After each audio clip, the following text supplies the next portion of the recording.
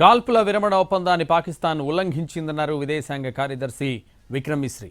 పాక్ కాల్పులను భారత సైన్యం సమర్థవంతంగా తిప్పికొడుతోందని విక్రమ్ మిశ్రీ స్పష్టం చేశారు. సరిహద్దు పొడవునా పాక్ ఉల్లంఘనలకు పాల్పడిందన్నారు మిశ్రీ. పరిస్థితిని ఎప్పటికప్పుడు సమీక్షిస్తున్నామన్న మిశ్రీ ఉల్లంఘనలను తీవ్రంగా పరిగణిస్తున్నట్లు తెలిపారు. అంతేకాదు కాల్పుల విరమణ ఉల్లంఘనలపై తక్షణ చర్యలు తీసుకోవాలని పాక్ సూచించినట్లు తెలిపారు.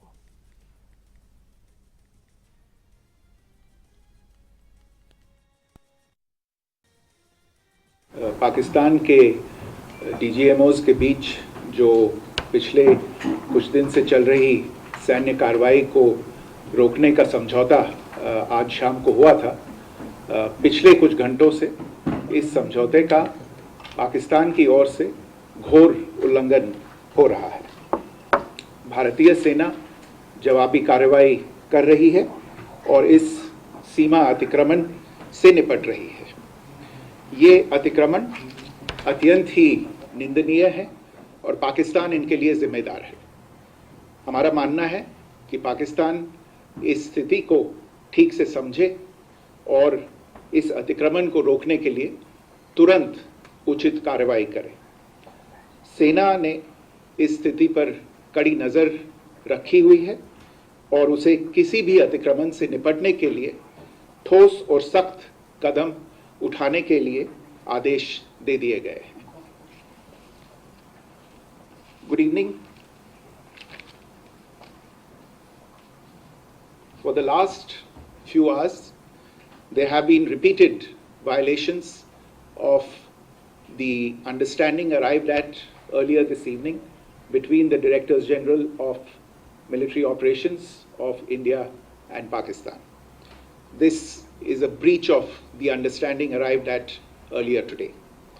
The armed forces are giving an adequate and appropriate response to these violations, and we take very, very serious notice of these violations. We call upon Pakistan to take appropriate steps to address these violations and deal with the situation with seriousness and responsibility. The armed forces are maintaining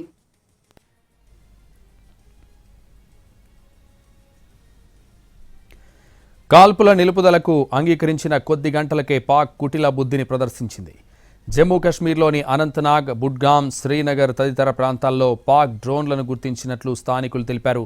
ఈ ఘటనకు సంబంధించి మరిన్ని వివరాలు తెలియాల్సింది కాగా ఇవాళ సాయంత్రమే military action firing నిలిపివేతకు పాక్, భారత్ అంగీకరించిన విషయం తెలిసిందే.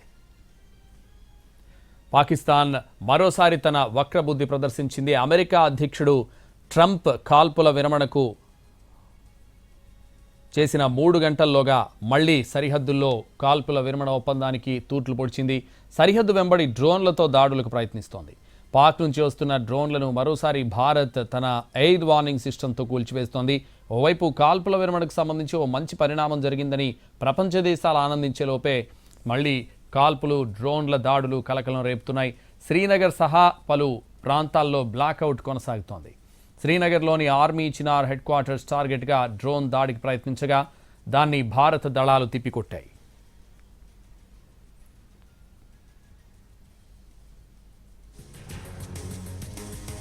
అయితే భారత్, పాకిస్తాన్ కాల్పుల విరమణకు అంగీకారం తెలపడం తమను నిరాశకు గురిచేశాయని, అయినా తమ పోరాటం ఆపబోమని బెలూచిస్తాన్ ప్రతినిధి ప్రకటించారు. పాక్పై తాము చేసే స్వాతంత్ర పోరాటం ఆగదని వెల్లడించారు. తామంతా ఐక్యంగా పోరాడి పాకిస్తాన్ను ఓడిస్తామని కూడా ప్రకటించారు. తమ భూభాగాన్ని పాక్ కబంధ హస్తాల నుంచి విడిపించుకునేందుకు బెలూచిస్తాన్ ఏళ్లుగా పోరాడుతున్న విషయం తెలిసిందే.